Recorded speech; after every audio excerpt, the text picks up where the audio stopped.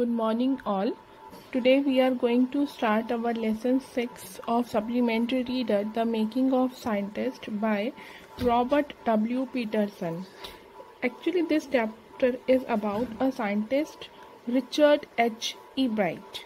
He had a habit of collecting butterflies, rock fossils and coins since he was a kid, and he started scientific research on the studies of butterflies. His curiosity and a will to win for the right reason made him successful. Let's learn more about Richard H. Ebright. I am going to start my lesson. The story begins with the article which was published in the scientific journal Proceedings of the National Academy of Science. The article was about Richard and his one-off friend. At the age of 22, when they explained the theory on how cells work in a paper published in the Proceedings of the National Academy of Science.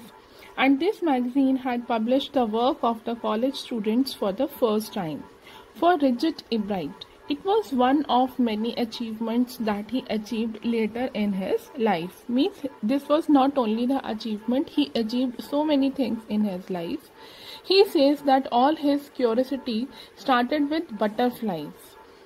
Ebright grew up in the Pennsylvania and was the only child of his parents. He could not have done much there as there were very less people living, and he says that he could only do one thing alone, and that was the collecting the things, as he had no friends to play football or baseball with him.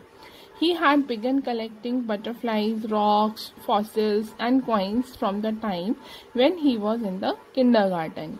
He also used to keep on staring at the stars and sometimes the whole night, as he was interested in studying in astronomy too. Richard had always been curious to learn new things and had a sharp mind. His mother used to encourage him to learn. She used to take him on learning trips, used to buy him telescope and other instruments that would help him in learning new things. And his mother was only friend until he went to school, and after when he started to go to school, his mother would get his friends home. He and his mother used to stay together at night, and they used to do and learn the things together. And Richard was the nicknamed by Richie by his mother and was her whole life and support system after his father's death when he was in 3rd grade. Grade refers to the class.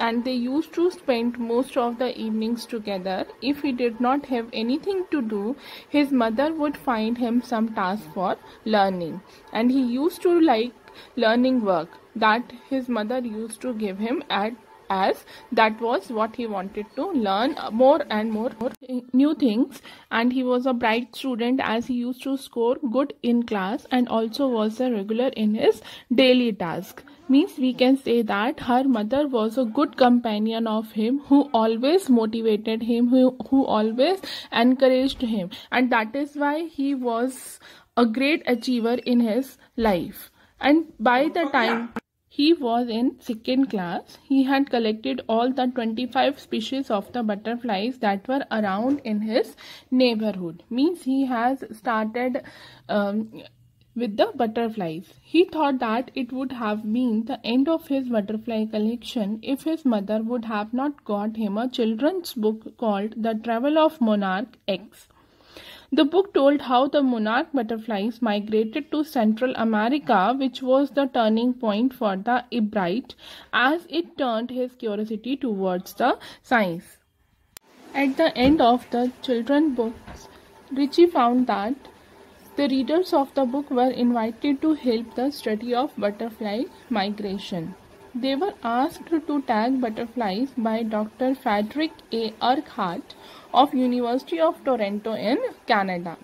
Then Richie's mother, she wrote a letter to the doctor, and soon he was attaching adhesive tags to the wings of the butterflies. The person who would find the butterfly with the tag was asked to send the tag to Dr. Urquhart. The butterfly collecting season lasted for around 6 weeks. Means that Richie, he tagged a butterfly and flew it. and there was a note for the person who will catch that butterfly, that he would forward that butterfly, he would forward a tag on the butterfly that they have to send that butterfly to the Dr. Urquhart. In this way, within 6 weeks, the butterfly reached at the Urquhart. Then Ebrard understood that if he kept on collecting the butterflies one by one, he would not be able to collect many. So the next step he took was that he decided to raise a flock of butterflies in his basement. He used to catch a female butterfly, collected eggs and raised them in his basement through their proper life cycle, and then he used to tag the wings of the butterflies and would let them go. And there were thousands of monarchs in his basement growing in different life stages for many years. And soon he started losing interest in tagging butterflies, as it was very slow and tiring process, and it also did not get him much response. Then he said that out of many butterflies that he tagged, only 2 could be recaptured by the people, and those 2 were not more than 75 miles away from where he lived. Then in 7th class, in 7th grade, he came to know that what real science was, as he lost at the county science fair. It was really sad feeling for him to see all other people win something while he did not win anything. He showed frog tissue slides under a microscope, but realized that all the winners had actually tried to perform an experiment and not just make a neat display out of their projects.